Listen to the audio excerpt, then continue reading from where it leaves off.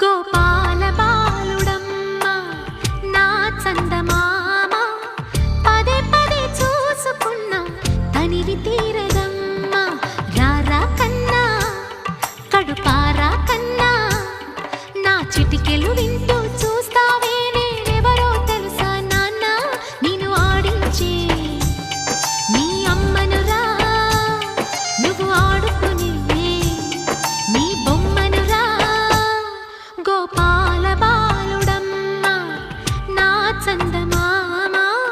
పదే పదే చూసుకున్నా